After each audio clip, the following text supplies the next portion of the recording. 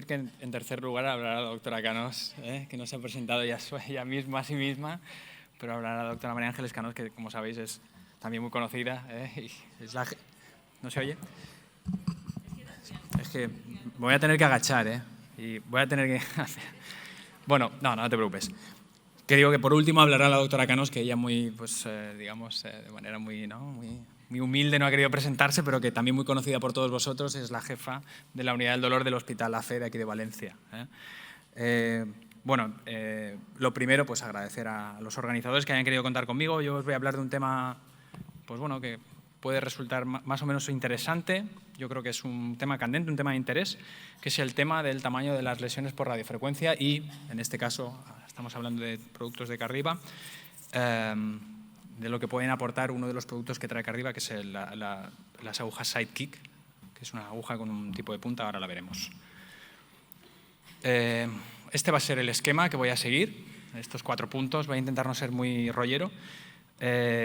Lo primero, intentar justificar por qué tenemos que hacer lesiones más grandes, intentarlo y ver si hay algo en la evidencia científica que nos ayude o que nos apoye en esta línea. Veremos, intentando pues, justificar el primer punto, qué es lo que puede aportar Sidekick, la aguja de Boston, de Cardiva, en esto. Veremos si hay evidencia. Os hago spoiler, os voy a decir que la parte de la evidencia va a ser corta. Y por último ya las conclusiones. Lo primero, ¿por qué hay que hacer lesiones más grandes? Pues bueno, que la radiofrecuencia es un tratamiento efectivo no solo para dolor lumbar o para dolor cervical, etcétera, sino que es uno de los tratamientos intervencionistas que más efectividad tienen, de los que ofrecemos en la cartera de servicios de las unidades de tratamiento del dolor. Y depende, cuando hablamos de dolor lumbar facetario, pues vemos alivios que pueden ser importantes, alivios hasta de 6 meses o más duraderos, incluso en un porcentaje nada descartable, o sea, nada desdeñable de pacientes, hasta el 60%. Pero ¿qué ocurre? ¿Qué ocurre? Es verdad que, y esto lo vemos en el día a día, en nuestra práctica clínica, que hay pacientes que no les alivia cuando hacemos el tratamiento, o que a lo mejor les alivia, pero el dolor reaparece al cabo de un tiempo, ¿no? Que puede ser más o menos breve. Cuando intentamos buscar el por qué falla el tratamiento, porque hay fallo en la eficacia, pues bueno, aunque os pongo una referencia que podéis consultar, que es bastante interesante, que luego la desglosaremos un poquito más, pero es lógico pensar que lo primero pues sería, hemos diagnosticado correctamente al paciente, es decir, estamos indicando un tratamiento que es muy específico, lo hemos diagnosticado correctamente, hemos hecho todo para intentar descartar, clasificar el paciente antes de hacerle el tratamiento, estamos haciendo la técnica de manera adecuada, lógico, y suponiendo que estos 2 puntos son correctos, hemos hecho una buena lesión neural, porque el objetivo es tratar un nervio, denervar la articulación facetaria. Hemos hecho una buena lesión neural, podría ser el tercer punto, podría ser si hemos hecho una lesión neural incompleta, que es un poco lo que nos lleva a hilar el justificar el hecho de tener que hacer lesiones de mayor tamaño. Es biológicamente plausible, es decir, estamos tratando unos nervios que son bastante pequeños, a veces la precisión de la técnica no es todo lo precisa, valga la redundancia, que nos gustaría, pues aumentemos el tamaño de la lesión. Seguramente con esto conseguiremos englobar mejor al nervio diana y mejorar el resultado. Un poco en esta línea, que es un poco lo que os decía, que desglosaríamos un poco esta referencia bibliográfica, es este trabajo de Cohen, que se publicó ya hace unos cuantos años, y en el que bueno, hace una buena revisión de cómo seleccionar a los pacientes con dolor lumbar, de origen facetario, dolor facetario en general. Y cuando hablamos de la parte lumbar, que es un poco en la que nos vamos a ir centrando, pues hablan de diferentes técnicas que nos pueden ayudar a mejorar, digamos, el éxito de nuestras técnicas de denervación por radiofrecuencia. Y, evidentemente, la técnica, como abordamos el nervio, digamos, de forma más paralela posible al trayecto del nervio, resulta en un mayor tamaño de lesión, mayor tamaño de lesión dentro del nervio, ¿no? Pero luego hay otras formas de incrementar el tamaño, el volumen de la lesión que hacemos por calor, como por ejemplo inyectar soluciones electrolíticas antes de hacer el tratamiento o utilizar otras técnicas que crean tamaños de lesión más grandes, como por ejemplo, en este caso, estamos hablando de 2013, pues utilizar radiofrecuencia bipolar, por ejemplo, o la que estaba tan de moda, la radiofrecuencia fría. Todo esto con el objetivo de incrementar el tamaño de la lesión. Esto en realidad, cuando hablamos de dolor lumbar, realmente no hay evidencia todavía que apoye que incrementar el tamaño de lesión produzca mejores resultados. No en la zona lumbar todavía. Diferentes grupos de trabajo intentamos dar evidencia en este sentido, pero sí que se ha podido demostrar en otras zonas, en otras áreas anatómicas donde lesiones más grandes sí que generan mejores resultados. Tamaños de lesión más grandes generan mejores resultados. Y un poco siguiendo la línea de esto de generar lesiones más grandes, cuando los propios expertos nos hablan de qué podemos hacer o de guías de práctica clínica, tanto para clínica habitual como para estudios o trabajos de investigación, nos dicen que hacer técnicas que incrementen el tamaño de la lesión puede dar mejores resultados y evidentemente puede ser incluso en la práctica clínica habitual a lo mejor no imprescindible, pero sí en estudios de investigación o ensayos clínicos para que nos aporten más luz. Este es un trabajo que el mismo grupo de Cohen publicó hace relativamente poco tiempo en una revista de bastante impacto, hablando en ese sentido, y lo que decían es que, pues evidentemente, luego desglosaremos un poquito los factores que influyen en el tamaño de la lesión, pero utilizar o modificar aquellos parámetros que incrementan el tamaño de la lesión, pues como por ejemplo incrementar el calibre de la aguja o incrementar el tiempo o la temperatura, pues evidentemente esto producirá tamaños de lesión más grandes y probablemente mejores resultados, pero también podemos hacer otras cosas que a lo mejor son menos invasivas. Evidentemente aumentar el tamaño del calibre de la aguja pues es más invasivo para el paciente, como por ejemplo hablan ya de la modificación de las puntas de los electrodos. Simplemente a modo de recuerdo, yo sé que lo sabéis todos, pero bueno, factores que afectan en el tamaño de la lesión están el tiempo, a más tiempo, pero bueno, esto se estabiliza, todos lo sabéis. La temperatura, mayor temperatura, uno de los factores más determinantes es la longitud de la punta activa. Las modalidades que utilicemos de radiofrecuencia, hablamos de mono o bipolar, luego en la siguiente diapositiva lo desglosamos un poquito, y el tamaño de la punta, el diámetro el calibre de la aguja en realidad. A mayor calibre de la aguja, a menor gauge, a mayor calibre, mayor tamaño de lesión. Hay diferentes estudios, ¿no?, que intentan abundar un poco en cómo, en el volumen, digamos, de lesión de las diferentes puntas o de los diferentes electrodos que tenemos a día de hoy en el mercado. Este trabajo ya es relativamente antiguo, pero es uno de los más referenciados siempre. Es un trabajo de Cosman del 2014 en el que utilizan diferentes tipos de electrodos. Se hace sobre hígado animal y lo que miden al final es el volumen de la lesión. Y un poco es para corroborar que a mayor calibre, como podéis ver ahí, creo que este es el puntero. Sí. Como podemos ver, a mayor calibre, ¿no?, de la aguja, igual tiempo, mayor calibre, mayores volúmenes de lesión, ¿no? Y lo mismo, ¿no?, en el otro lado, pues a mayor calibre de la aguja, independientemente con el mismo tamaño de punta activa, a igual calibre, más temperatura, más volumen de lesión. Hablamos de monopolar cuando utilizamos un flujo de corriente entre la punta del electrodo, entiendo que lo sabéis, y la placa, o bipolar cuando utilizamos, hacemos pasar la corriente entre dos electrodos sin placa.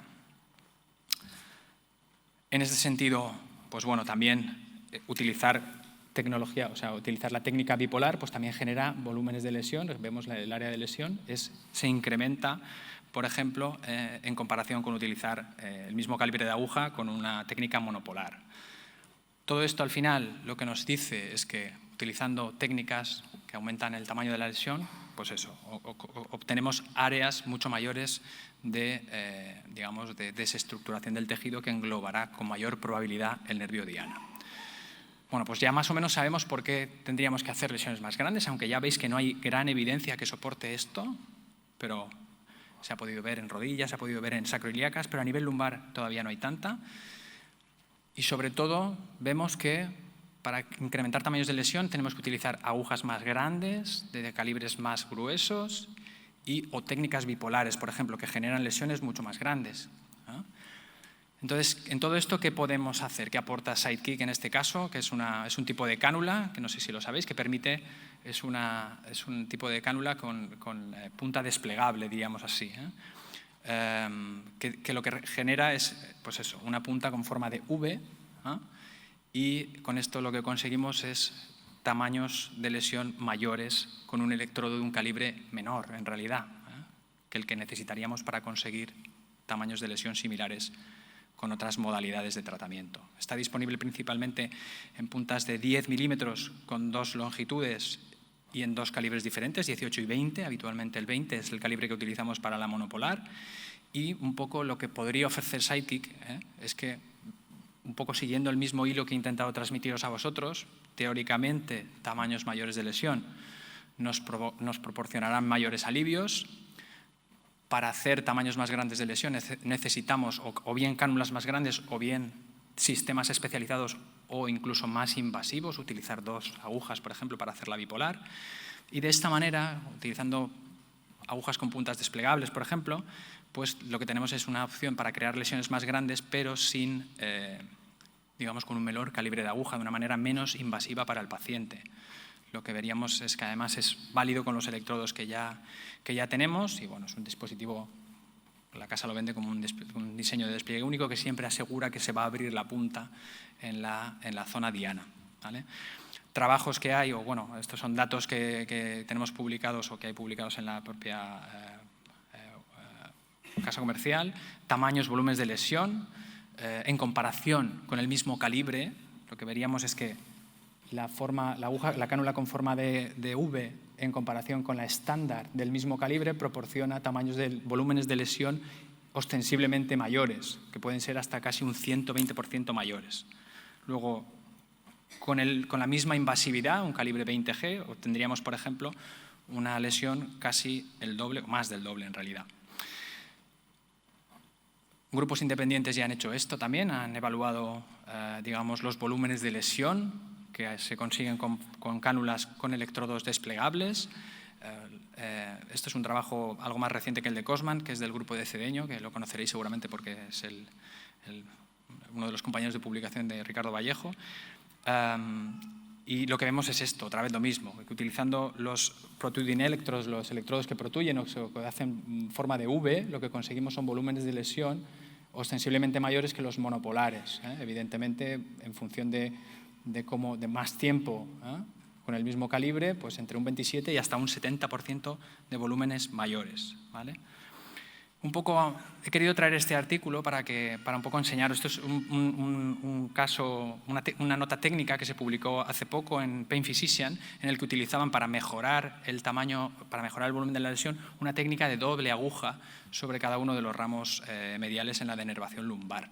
Evidentemente entenderéis que es una técnica compleja, pero no lo traigo aquí por eso, lo traigo porque en el mismo artículo, en su propia discusión, ellos hablan de, para justificar su técnica de doble aguja, que es esta de aquí, que genera volúmenes de lesión. Esto sería a nivel teórico y esto sería apoyado sobre el hueso. Vemos que encontramos, digamos, tamaños de lesión que podrían ser similares a la radiofrecuencia fría o a las que se consiguen con una aguja con forma de V. Luego, realmente, poniendo una aguja desplegable, conseguiríamos el mismo efecto que una doble aguja por cada nivel, con la dificultad técnica que eso supone, o incluso que con la radiofrecuencia fría. Por tanto, es una opción menos invasiva, evidentemente menos costosa y más rentable, con menos complicaciones teóricas. Teóricamente va a proporcionar un alivio más efectivo, basándonos no en datos directos, sino en especulaciones basadas en estudios previos. Y se puede utilizar con lo que ya tenemos, con el generador que tenemos ya y con los electrodos que tenemos ya. Y ahora venimos a la parte, ¿no?, a la parte que va a dar volumen, ¿no? Pues ya os anticipo que no hay evidencia o hay muy poca, y se reduce básicamente a alguna descripción técnica o algún caso clínico. Os traigo este artículo que se publicó este mismo año.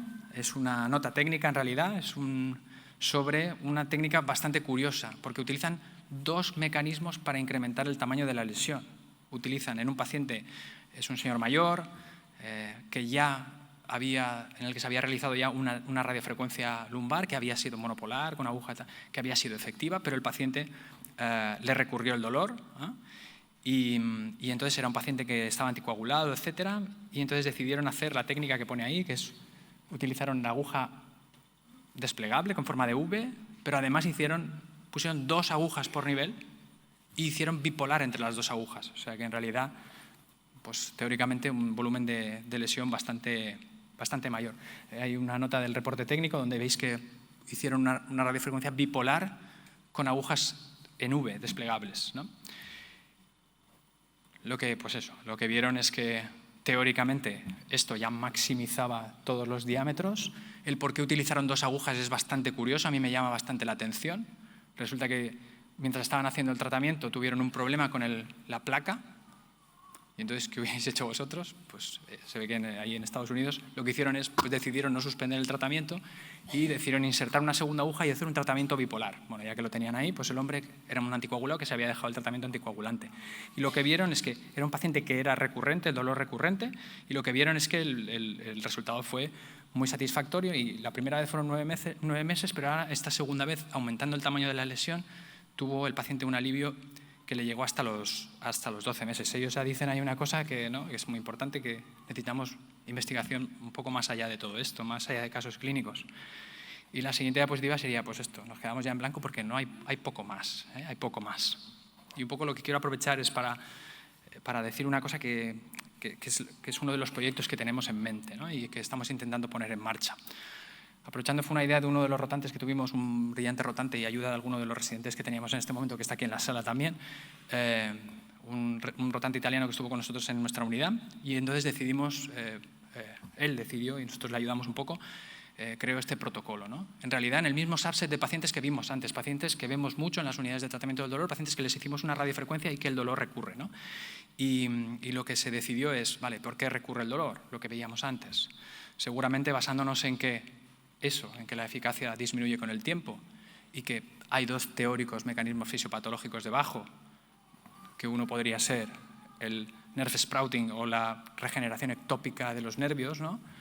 Y el segundo a lo mejor podría ser la sensibilización central, ¿no? En un mecanismo de dolor crónico. Bueno, basándonos en que a lo mejor tratar, si fuera nerve sprouting, lo he simplificado mucho, en realidad el protocolo es mucho más complejo que todo esto. Lo que trataríamos es a pacientes que tienen dolor recurrente después de un tratamiento efectivo de radiofrecuencia, aleatorizados en 2 grupos, en volver a repetir el mismo tratamiento que ya hicimos y fue efectivo, o incrementar el tamaño de la lesión. Teóricamente, como pasó en la descripción del caso clínico que vimos antes, lo que esperaríamos encontrar sería que al aumentar el tamaño de la lesión encontramos una mejoría del dolor con respecto a al primer tratamiento. Mediríamos todo esto y lo que ocurrirá pues no lo sabemos, nos enfrentamos a esto, ¿no? Un poco a la incertidumbre de saber. Investigar en España es complicado, y los que lo hacéis ya lo sabéis. Por último, ya, conclusiones, decir que, en fin, la denervación por radiofrecuencia es efectivo, que teóricamente mayores tamaños de lesión van a proporcionar mejores resultados, aunque os animo a que entre todos consigamos desvelar si esto es así. Sidekick es un mecanismo para aumentar el tamaño de la lesión menos invasivo y teóricamente menos complejo técnicamente y menos costoso, más eficiente, por tanto, pero evidentemente necesitamos muchos más estudios, muchos más trabajos, aumentar nuestro conocimiento sobre el tema. Porque además, y me permitís ya que termine con esta frase, que es el conocimiento es la mejor inversión que podemos hacer. Así que, muchas gracias.